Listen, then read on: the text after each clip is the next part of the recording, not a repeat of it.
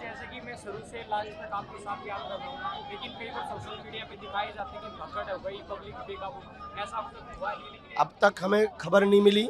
अफवाहों से बचें। हम ANI के माध्यम से सभी न्यूज एजेंसियों से प्रार्थना करना चाहेंगे, इस सूचना को जन जन तक पहुँचाएं।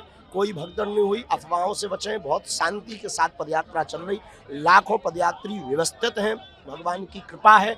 आगे और लाखों की मात्रा में 16 तारीख को जनसंघ बागेश्वर धाम का परिवार पूरा ब्रजधाम वृंदावन पहुंच रहा है। तो युवा को क्या मैसेज देना चाहोगे आप दिल्ली को लेकर? हरियाणा में नशा सबसे ज़्यादा खतरा है और पंजाब और हरियाणा को टारगेट करके नशा में युवाओं को लिप्त किया जा रहा है।